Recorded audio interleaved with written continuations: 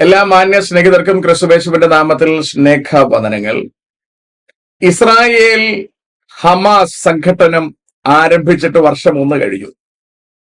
ഹമാസിനെ സഹായിക്കുവാൻ വേണ്ടി ചുറ്റുപാടുമുള്ള സകല അറേബ്യൻ പാരമ്പര്യം ഉൾക്കൊള്ളുന്ന എല്ലാ സംഘടനകളും രാജ്യങ്ങളും അവരുടെ തീവ്രവാദ സംഘടനകളും തീവ്രമായി ശ്രമിക്കുകയാണ്. പക്ഷേ നാളിതുവരെ ആർക്കും ഇസ്രായേലിന്റെ രോമത്തിൽ തൊടാൻ പോലും കഴിയുന്നില്ല എന്നുള്ളതാണ് ഏറ്റവും രസകരമായ സംഭവം. കഴിഞ്ഞ ദിവസം ഇറാനെ പിന്തുണച്ചുകൊണ്ട് ലെബനൻ ഇസ്രായേലിനെ അടിക്കുവാൻ ഹിസ്ബുള്ളയ്ക്ക് ഗ്രൗണ്ട് സപ്പോർട്ട് ചെയ്തു കൊടുത്തു. ആദ്യ റൗണ്ടുകളിലൊക്കെ ഇസ്രായേലിനെതിരെ തൊടുത്തുവിടുവാൻ ലെബനൻ മണ്ണിൽ നിലയുറപ്പിച്ചിരുന്ന റോക്കറ്റുകളൊക്കെ തൽസ്ഥാനത്ത് തന്നെ തകർന്നു വീഴുന്ന രംഗങ്ങളാണ് നമ്മൾ കണ്ടത്. എന്നാൽ ചില ദിവസങ്ങൾ മുമ്പിലേക്ക് ചെല്ലുമ്പോൾ അതിന്റെ തീവ്രത മറ്റു ചില ദിശകളിലേക്ക് മാറി.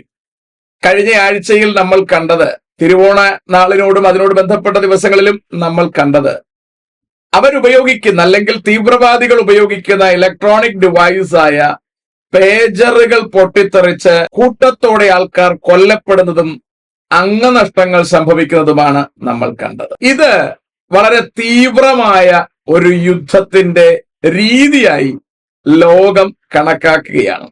ഇസ്രായേലിനെ ഈ പരുവത്തിന് അഴിച്ചുവിട്ടാൽ എന്തായിരിക്കും സംഭവിക്കുക എന്ന് ആർക്കും അറിയാത്ത ഒരവസ്ഥ.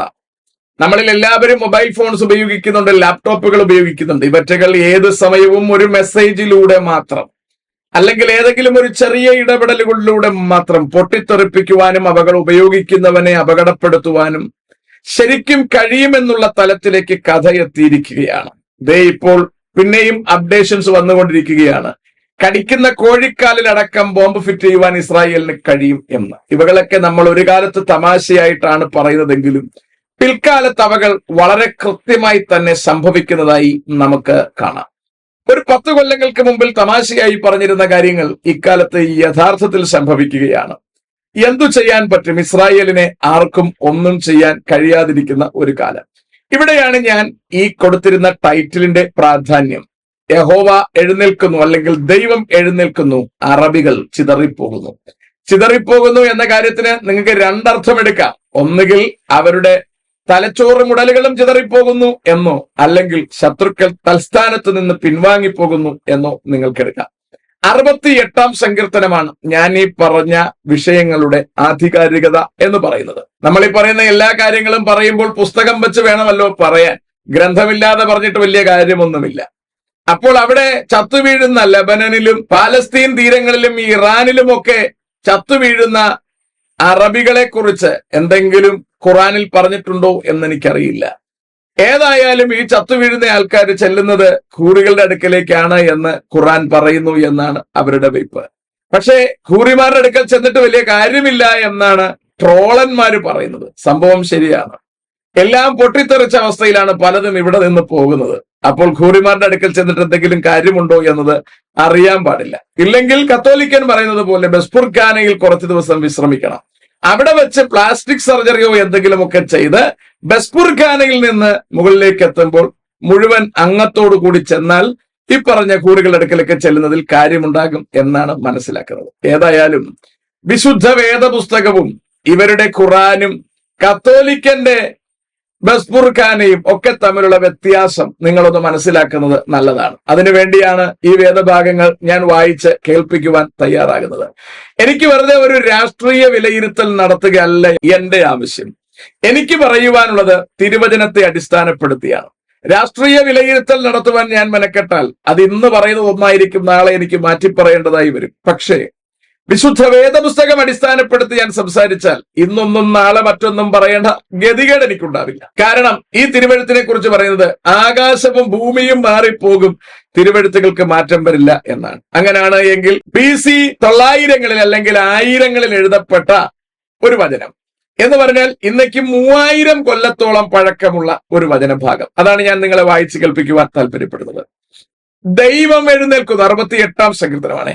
ദൈവം എഴുന്നേൽക്കുന്നു, അവന്റെ ശത്രുക്കൾ ചിതറിപ്പോകുന്നു. കണ്ടോ, ശത്രുക്കൾ ചിതറിപ്പോകുന്നു. അവനെ പകയ്ക്കുന്നവരും അവന്റെ മുമ്പിൽ നിന്ന് ഓടിപ്പോകുന്നു. ഇറാൻ ഓടുന്ന ഓട്ടം നിങ്ങൾക്കറിയാം. IS ആയിക്കോട്ടെ, താലിബാൻ ആയിക്കോട്ടെ, ഹിസ്ബുള്ള ആയിക്കോട്ടെ, ഹൂതികളായിക്കോട്ടെ ഹമാസ് ആയിക്കോട്ടെ, നിലം തൊടാതെ ഓടുന്ന ഓട്ടം നിങ്ങൾ കാണുന്നുണ്ടോ? ഹമാസിന്റെ നേതാവ് യഹ്യ സിൻവാറിനെ കാണാൻ പോലുമില്ല. അയാളുടെ മരണവാർത്ത ഉടൻ ദിവസങ്ങളിൽ വരുമെന്ന് നമ്മൾ എക്സ്പെക്ട് ചെയ്താണ്. പക്ഷേ ഒരു പേജർ പോലും ഉപയോഗിക്കാൻ നിർവാഹമില്ലാതെ, എന്തിനേറെ ഒന്ന് ബീഡി കത്തിക്കുവാൻ ലൈറ്റർ പോലും ഉപയോഗിക്കാൻ നിർവാഹമില്ലാതെ യഹ്യ സിൻവാർ ഏതോ ഹൂറികളുടെ ഇടയിൽ ഒളിച്ചു കിടക്കുകയാണ്. എന്തൊരു ഗതികേടാണെന്ന് നോക്കൂ. മലയാളക്കരയിൽ ചില വാർത്താ മാധ്യമങ്ങളിൽ അവിടെ ഇസ്രായേൽ മുഴുവൻ തീർന്നു എന്നും ഇനി ബെഞ്ചമിൻ നെതന്യാഹു മാത്രമേ ജീവിച്ചിരിപ്പുള്ളൂ എന്ന് റിപ്പോർട്ട് ചെയ്ത് തമാശ കളിക്കുകയാണ്. അങ്ങനെ കുറച്ചധികം ആൾക്കാർക്ക് സമാധാനം കൊടുക്കുകയും ചെയ്യുന്നു. പുര കത്തുന്നത് ഇവരറിയുന്നില്ല എന്നുള്ളതാണ് പ്രത്യേകത. അടുത്തിങ്ങനെ പറയുന്നത്, പുക പതറിപ്പോകുന്നത് പോലെ നീ അവരെ പതറിക്കുന്നു. കാറ്റ് വരുമ്പോൾ പുക ഇല്ലാതാകുന്നത് പോലെ ഈ ശത്രുക്കൾ ഇല്ലാതാകുന്നു എന്നാണ് 68-ാം സങ്കീർത്തനം പറയുന്നത്. തീയിങ്കൽ മെഴുകുരുകുന്നത് പോലെ ദുഷ്ടന്മാർ ദൈവസന്നിധിയിൽ നശിക്കുന്നു. 100 കണക്കിന് തീവ്രവാദികളെയാണ് കഴിഞ്ഞ ദിവസങ്ങളിൽ ഇസ്രായേൽ അരിഞ്ഞു വീഴ്ത്തിയത്. നിങ്ങൾ അറിയണം, ഇന്ന് ഇസ്രായേലിന്റെ കൂടെ ദൈവമുണ്ടോ എന്ന് ചോദിച്ചാൽ പറയത്തക്ക വിധത്തിൽ ദൈവം ഇല്ലെന്ന് വേണം കണക്കാക്കാൻ. കാരണം ഇസ്രായേലിന്റെ കൂടി രക്ഷയ്ക്ക് വേണ്ടി പിതാവായ ദൈവം വെച്ചു നീട്ടിയ തന്റെ പുത്രനെ സ്വീകരിക്കാതെ പോയ ഇസ്രായേലിനെ ഇന്ന് കർത്താവ് കരുതുന്നില്ല. അവനെ കർത്താവ് ഇന്ന് ശിക്ഷിക്കാൻ വിട്ടിരിക്കുകയാണ് എന്ന് നമ്മൾ തിരിച്ചറിയണം. ജാതികളുടെ കാലം തികയുന്ന ഒരു ഘട്ടം എന്ന് പറഞ്ഞാൽ, ഇസ്രായേലിന്റെ രക്ഷയ്ക്കായി വന്ന രക്ഷകനെ ഇസ്രായേൽ സ്വീകരിക്കാതെ വരുമ്പോൾ അവനെ ചിതറിച്ചു കളഞ്ഞിട്ട് ലോകത്തെമ്പാടുമുള്ള സകല ജാതികൾക്കും ഇന്ന് രക്ഷയ്ക്ക് കർത്താവ് അവസരം കൊടുത്തിരിക്കുകയാണ്. ഈ ജാതികൾക്ക് കൊടുത്തിരിക്കുന്ന അവസരം കൃപായുഗം അവസാനിക്കുന്നതോടുകൂടി അവസാനിപ്പിക്കും. എന്നിട്ടാണ് കർത്താവ് തന്റെ തിരുമുഖം ഇസ്രായേലിന് നേരെ പ്രകാശിപ്പിക്കുവാൻ പോകുന്നത്. അങ്ങനെ നോക്കിയാൽ ഇന്ന് ഇസ്രായേലിന് ദൈവം വേണ്ടുന്നത്ര പ്രസാദം നൽകിയിട്ടില്ലെന്ന് വേണം കരുതാൻ. പ്രസാദം നൽകിയിട്ടില്ലാത്ത ഇക്കാലഘട്ടത്തിൽ ഇസ്രായേൽ ഇങ്ങനെ നിൽക്കുന്നു എങ്കിൽ ദൈവം ഇസ്രായേലിന് തുണയായി വരുന്ന കാലം എങ്ങനെ ഇരിക്കുമെന്ന് നിങ്ങളൊന്ന് ആലോചിച്ചു നോക്കൂ. എങ്കിലും നീതിമാന്മാർ സന്തോഷിച്ച് ദൈവസന്നിധിയിൽ ഉല്ലസിക്കും. അതെ, അവർ സന്തോഷത്തോടെ ആനന്ദിക്കും. കഴിഞ്ഞ ദിവസം ഒരു വീഡിയോ എനിക്ക് ആരോ ഇട്ടു തന്നു. യുദ്ധത്തിന്റെ നടുവിലും ബെഞ്ചമിൻ നെതന്യാഹു ഇങ്ങനെ മൂളിപ്പാട്ടും പാടി സന്തോഷിച്ച് നടക്കുകയാണ്. ഇസ്രായേലിൽ നിന്ന് പലരെന്നെ കഴിഞ്ഞ ദിവസങ്ങളിൽ കോൺടാക്ട് ചെയ്തിരുന്നു. അവർ പറയാണ് അവിടെ യുദ്ധത്തിന്റെ പ്രതീതിയൊന്നുമില്ല, പക്ഷേ ആൾക്കാർ ഇഷ്ടം പോലെ കൊല്ലപ്പെട്ടുകൊണ്ടിരിക്കുകയാണ്. എന്ന് പറഞ്ഞാൽ ഇസ്രായേൽ മണ്ണിൽ യുദ്ധമുറകൾ എത്താത്ത വിധം, യുദ്ധായുധങ്ങൾ എത്താത്ത വിധം, യുദ്ധായുധങ്ങൾ എവിടെ നിന്ന് തൊടുക്കുന്നുവോ അവിടെ തന്നെ ചെന്ന് നശിപ്പിക്കുന്ന ഒരു രീതിയാണ് ഇന്ന് ഇസ്രായേൽ അവലംബിച്ചുകൊണ്ടിരിക്കുന്നത്. മാന്യ സുഹൃത്തുക്കളെ, കാര്യം നമ്മൾ തിരിച്ചറിയണം. ഇന്നേക്ക് 3000 കൊല്ലങ്ങൾക്ക് മുമ്പ് എഴുതി വച്ചിരിക്കുന്ന പദപ്രയോഗങ്ങൾക്ക് ഇന്നും വ്യത്യാസം വരുന്നില്ല എന്ന് നമ്മൾ മനസ്സിലാക്കണം.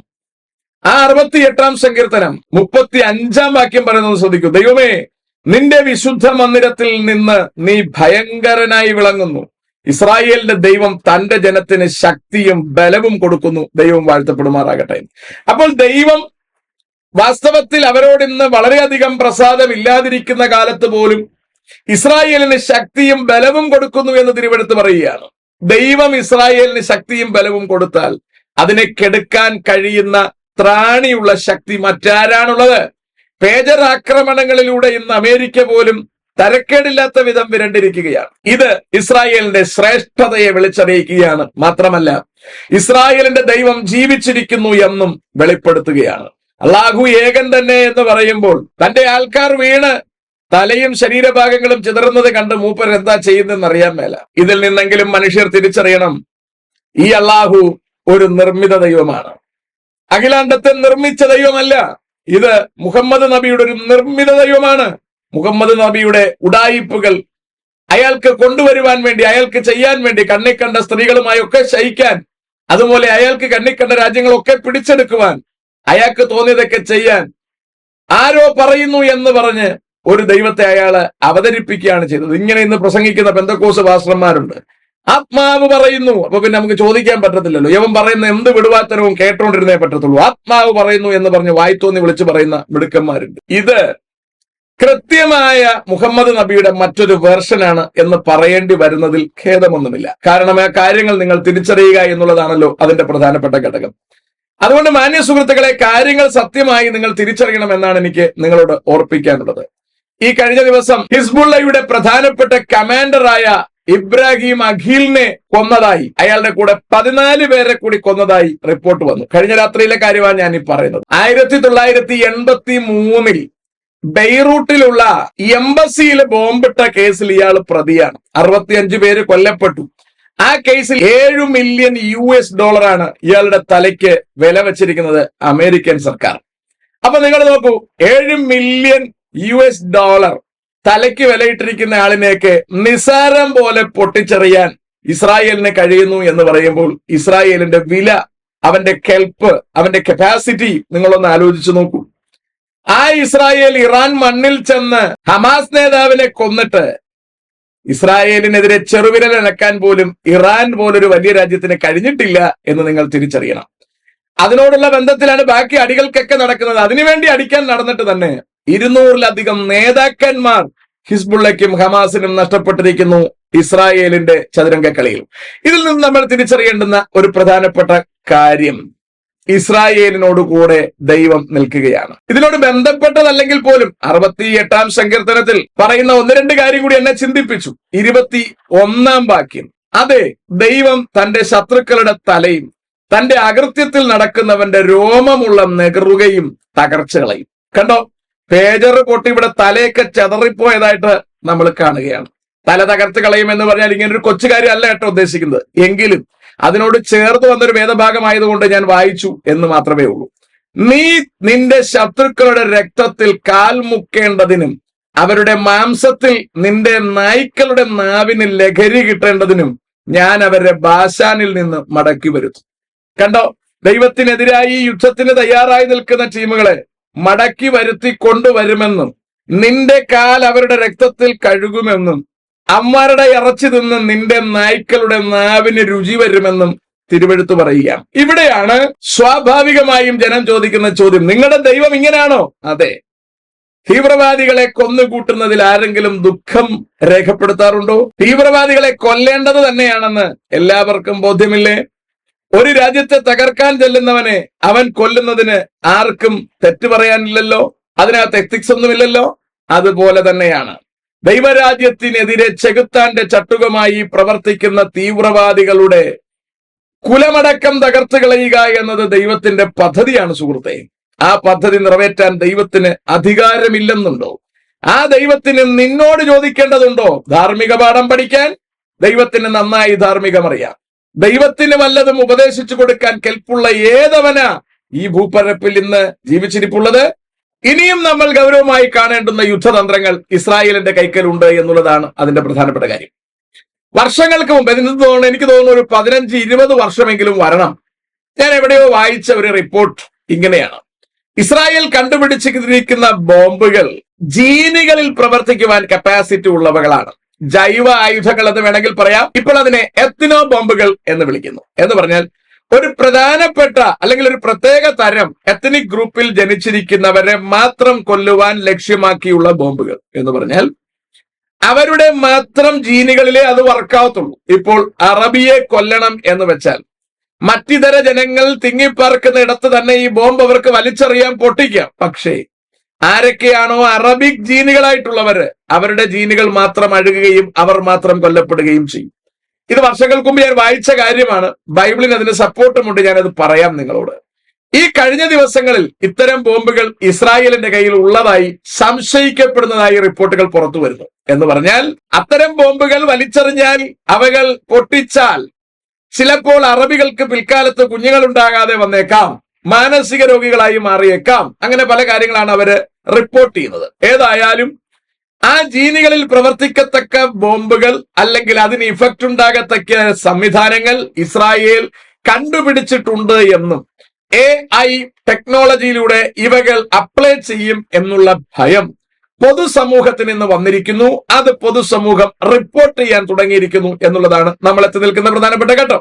നിങ്ങൾ ഇവിടെ അറിയേണ്ടുന്ന ഒരു പ്രധാനപ്പെട്ട കാര്യം, ഇന്ന് കർത്താവിന്റെ രഹസ്യവരവ് സംഭവിച്ചാൽ അന്ന് മുതൽ 7 കൊല്ലം നീണ്ടു നിൽക്കുന്ന ഒരു യുദ്ധം ഈ ഭൂമിയിൽ സംഭവിക്കുമെന്ന് വിശുദ്ധ വേദപുസ്തകം റിപ്പോർട്ട് ചെയ്യാം.